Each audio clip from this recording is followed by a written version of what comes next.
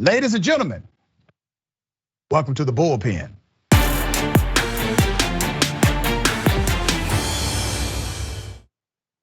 In the Bullpen today, we have Carrie Sheffield. Ms. Sheffield is a senior fellow at Independent Women's Forum. She has a long, extensive career in broadcasting and reporting, Political and The Hill. She used to be a reporter for. Look up her bio when you get a moment. Ms. Sheffield, thank you for being on Indisputable. Dr. Richey, thanks for having me. Absolutely. So today we're going to chop it up about CRT, critical race theory. So I do not want to presume what you believe about critical race theory. So let me just ask you, what are your thoughts about critical race theory?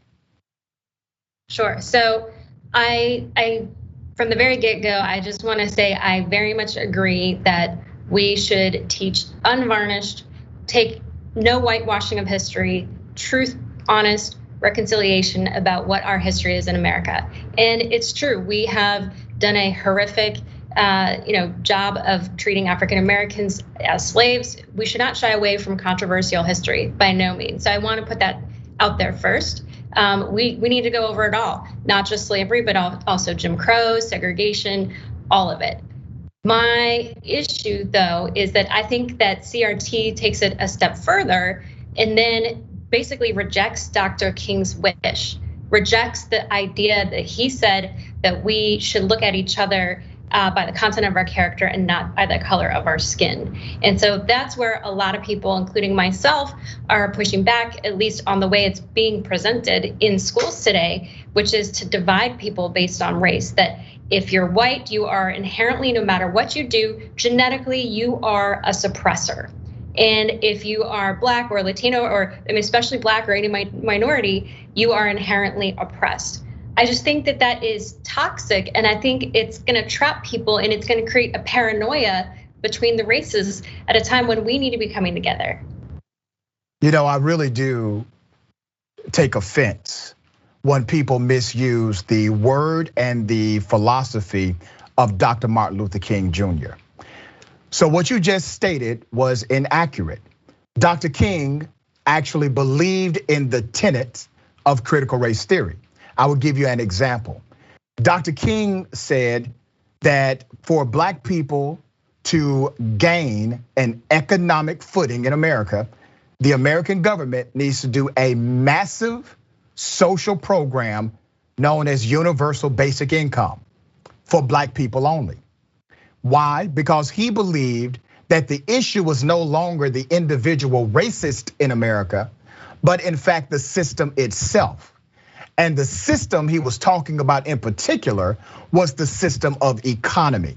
And he said in order to correct this system, you can't correct it by white people saying it's okay for you to eat at our restaurants or it's okay for you to stay at our hotels.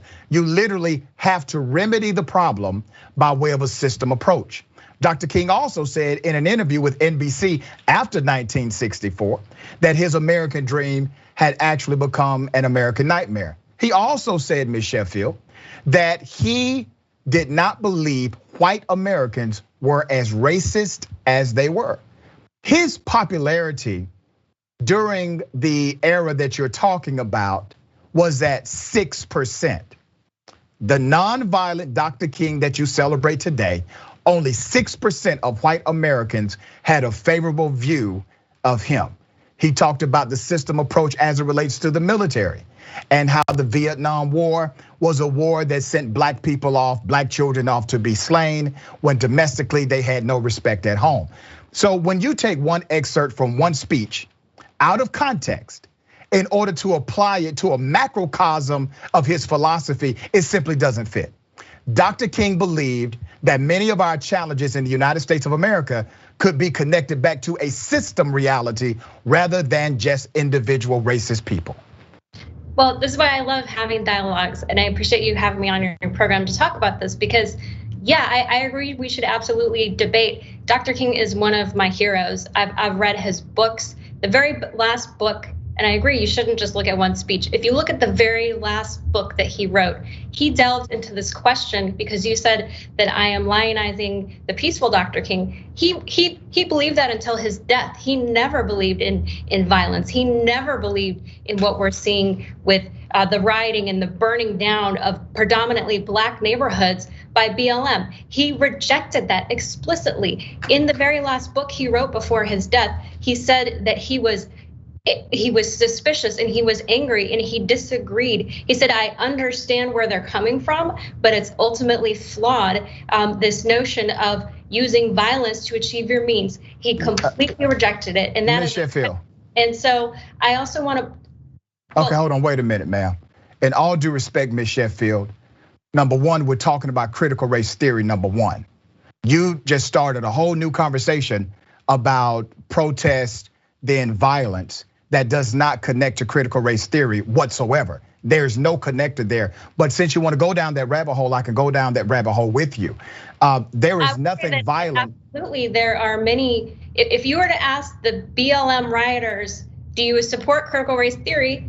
There would be virtually zero people who would disagree with it. So absolutely, that the CRT was developed at elite universities, and it's been used, sadly, but to brainwash elite people to use their megaphones to perpetuate. Like, for example, I think I agree with you that there are white people who created systems that have suppressed Black Americans, and let me tell you who those people are. FDR, who created redlining in this country? It was a white liberal. So I don't give a damn who created it. If it's a racist policy, it's a racist policy. But Ms. Sheffield, sure. I have limited time on the show. I must address what you've said about violence, that Black Lives Matter, that they are somehow burning down their own cities. See, once again, that's the whole trickery that you all utilize in order to maintain your position. Black Lives Matter as a movement and Black Lives Matter as an organization, they have never burnt down any community. And I will ask you, how many members of Black Lives Matter have been arrested for terrorism? How many? When you're talking about, I guess it depends. How many members of Black Lives Matter have been arrested for burning down their own communities? How many members of the group have been arrested for that? That's called terrorism. How many members of Black Lives Matter, because you said these are Black Lives Matter protesters engaging in violence. How many of them have been arrested for it? Minnesota, we're talking about. How many have been arrested, madam? If you invite me back, I will give you a detailed list. Okay, next time have your facts together before you come into the bullpen. The answer is zero. Not one member of Black Lives Matter has ever been arrested for destroying property or burning down a building. However, you have plenty of individuals who were connected to the terrorist attack that took place on January 6th that were connected also to what? Trump campaigned, Trump supporters, Trump congressional people, Trump surrogates. Would you like me to blame you for what happened on January 6th? Or would you like me to blame the people that engaged in that activity only? Which one would you like me to do? The philosophy of critical race theory is trying to pit races against each other. No. And that is not a philosophy that is not correct. Donald What is Trump critical race theory? It is not a philosophy that I believe. What is critical race theory? Critical race theory is belief that there is inherently oppressors and the oppressed. That no matter what you do, the color of your skin in America will put you in a camp. That's not what critical race theory teaches. That's what it teaches. I mean, no, it does not. I teach, madam, I've been teaching critical race theory before it became a great evil for you all. I've been teaching critical race theory for 5 years. What you just said is inaccurate. That is not what critical race theory teaches. Critical race theory teaches that systems are biased against marginalized people. That's what critical race theory teaches. And you can de-emphasize individual racist people. In other words, according to CRT, if you eliminated most racist people in America, let's say all of a sudden, most racist white people woke up tomorrow and said, I am no longer going to be racist, right? It still would not change the inequity that exists connected to race, because the systems, as you have admitted on my program, the systems that exist are still in place. You admitted critical race theory on my show. You said these systems exist. Critical race theory only says you must analyze these systems so that you can find remedy to these systems. And that is the only way you will start actually creating equitable outcomes. But if you keep focusing on individual racist people without focusing on these systems, you will always have unequal outcomes. That's what it teaches. You agreed to that on this program, madam. I agree to you that absolutely there are systems that were put in place by white liberal racists like FDR, like LBJ. LBJ was a racist. So it's really sad that you want to politicize it. No, I'm talking about the structures. The structures of who wrote the Constitution? Were those liberals? Were those liberals that told me that I'm 3/5 of a man? Who wrote the Declaration of Independence that said Native Americans are savages? Who wrote that? The 3/5 of a person was put in place by the North to punish the South because the Southerners wanted to have the full representation, and they said, no, we're punishing you because you have slaves. That's why they put the 3/5, because the Northerners didn't like slavery. The Southerners wanted them to be as full. Here's the benefit that you have. You have a particular privilege. While you can argue and debate based on the nuances of what political party these folks subscribe to, I'm here telling you that as a black male, I do not give a damn what political party they belong to, because we have racist people that are Democrats, we have racist people that are Republicans, we have racist people that bear no party affiliation whatsoever. So their party affiliation means nothing to me. I'm trying to fight system oppression that exists in the United States of America, system oppression that you agree exists. So the question is, why are you not presenting a remedy to that systematic oppression? Okay, let me go through, if I can go through some of these policies, because we're in agreement here. And my problem politically, and then I'll get into the systems. Politically, I think it's heartbreaking and tragic that the Democratic Party has used black voters and exploited them to keep the systems in place. Systems, for example, like redlining. FDR, a white liberal, was the one who created redlining. He did it after World War II. And the redlining is the precursor to what we see now, the system of rewarding bad teachers and keeping black and brown students trapped in failing schools. That was a system that was created by white liberals, and it's maintained by white liberals like Joe Biden and the leader of the National Teachers Unions. They're white liberals. Let me tell you another group in Hollywood. The Hollywood executives are white liberals. They donate to Democrats. They're progressive. They don't do, if you're a conservative in Hollywood, you are shut out. But guess who profits off the exploitation of black men and black women in Hollywood? White liberals. They're the ones who are creating the stereotypes of black men as criminals, of black women. They're the ones who profit all of this. So let me ask you a question. Let me tell you another system. Okay, let me, ma'am, I don't have unlimited time. You got to make your points and then allow me to respond. As I said before, I could care less about their party affiliation. I put my foot up a Democrat as soon as I will put it up a Republican. So you got the wrong guy for that. I'm an equal opportunity individual. So let's be very clear about what you're saying. Because most black voters, sadly, are not. They're being deceived by the Democrats. Well, let me explain to you why black. I'm glad you brought that up. Let me explain to you why most black voters do vote for Democrats.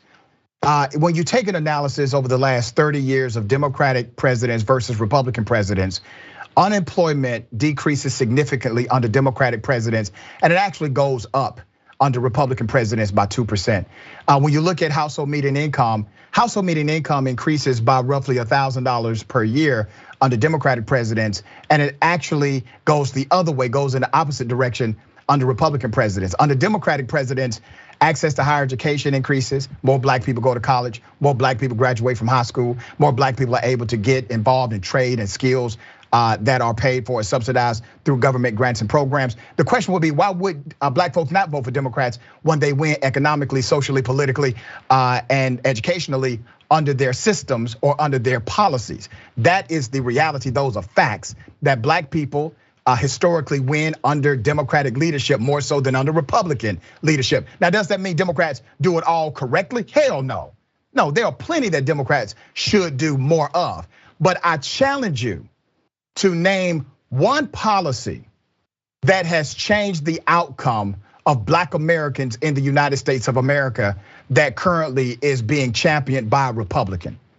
Absolutely. Well, if you look at the first 3 years of the Trump administration, because the fourth year was the wild card with the pandemic, for the first 3 years, and I believe this is why Black men and Black women both increased their vote for Trump from 2016 to 2020. That's a fact. Yeah. Not only Black voters, Latino voters, and Asian voters increased their margin for President Trump, because throw out the COVID year, because that was a wild card, a 1 in 100-year event. The first 3 years, we actually saw the record-shattering wealth for Black Americans, wage increase for Black Americans, business ownership for Black Americans. So the policies themselves that Republicans through the tax plan, and we know the businesses who were hiring these Black and minority workers, they said they credited the tax plan that the Republicans passed for them to be able to hire more workers. So that's a big thing. Another, you mentioned education. President Trump signed permanent support for HBCUs every year under Democrats and Republicans.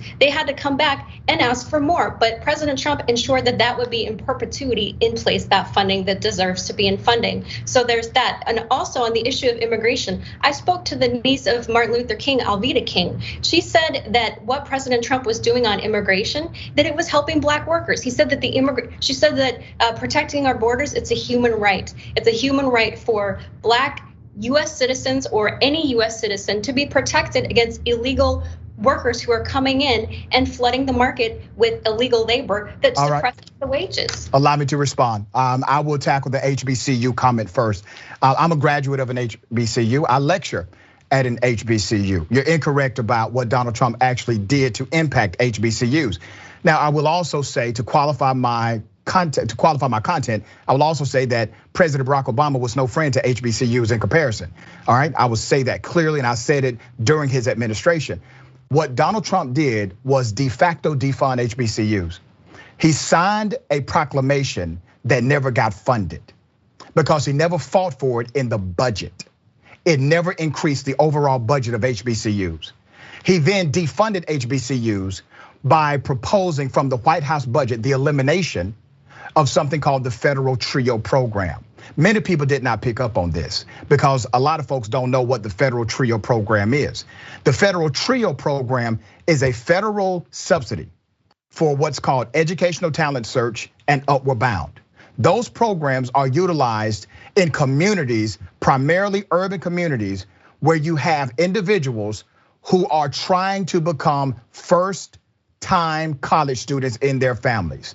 It is a lifeline between HBCUs and depressed communities all across America.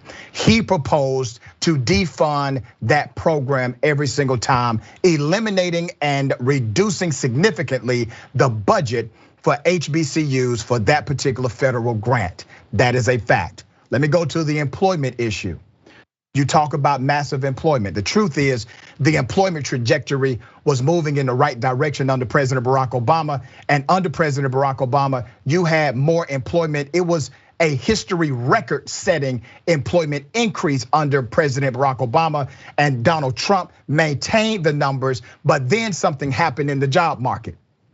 The Trump administration started using what's called a U3 rating system rather than a U6 rating system to talk about their job numbers. Not many people discuss it. A U3 rating system says if you work for 1 hour in this one survey month, the administration is going to count you as employed.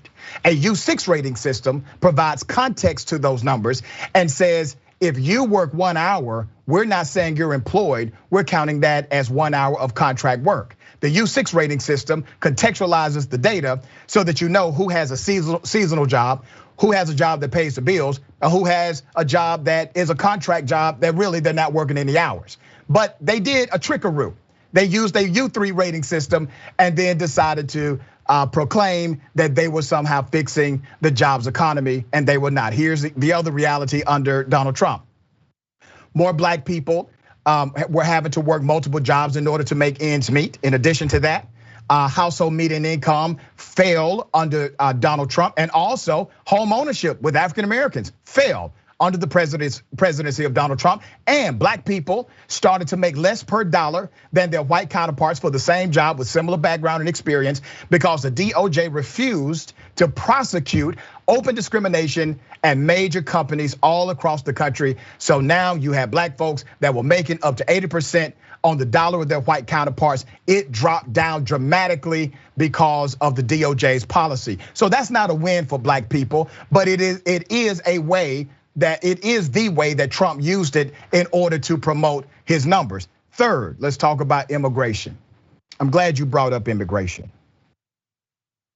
Brown folks are not my enemy. You see, brown folks have never been the enemy of black folks. The number one job destroyer in the United States of America is automation.